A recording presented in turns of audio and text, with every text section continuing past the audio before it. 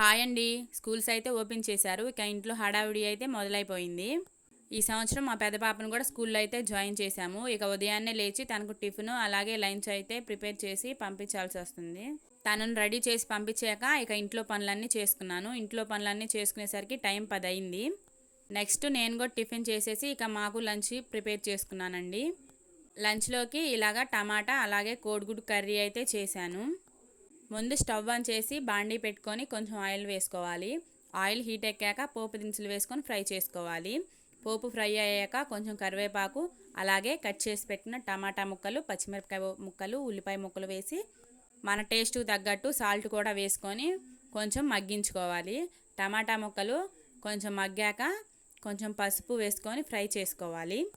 కూర మొత్తం ఇలా దగ్గరకు వచ్చాక ఒక స్పూన్ కారం అలాగే దంచి పెట్టుకున్న అల్లం వెల్లుల్లి వేసి కొంచెం సేపు ఫ్రై చేసుకోవాలి. నెక్స్ట్ ఘాట్లు పెట్టుకున్న బాయిల్డ్ ఎగ్స్ కూడా వేసి ఒకసారి కలుపుకొని 2 మినిట్స్ కుక్ చేసుకొని స్టవ్ ఆఫ్ చేసుకుంటే మన టమాటా కోడిగుడ్డు కర్రీ అయితే రెడీ అయిపోతుంది. కర్రీ చాలా త్వరగా కూడా అయిపోతుందండి. టైం లేనప్పుడు ఇలా చేసుకోండి, చాలా టేస్టీగా ఉంటుంది. చికెన్ కూడా సరిపోదు ఈ కర్రీ ముందు, అంత టేస్ట్ అయితే ఉంటుంది. మీలో ఎంతమందికి ఈ కర్రీ అంటే ఇష్టమో, ఎంతమంది ఇలా కుక్ చేస్తారో కామెంట్ చేయండి. నచ్చితే లైక్ చేసి సబ్స్క్రైబ్ చేసుకోండి. చూసారా, కర్రీ అయితే చాలా కలర్ఫుల్గా ఉంది, చాలా బాగుంది. టేస్ట్ కూడా అంతే ఉంటుందండి. కర్రీ చూస్తుంటేనే అర్థమైపోతుంది. చాలా టేస్టీగా ఉంది. నచ్చితే లైక్ చేయండి. బాయ్.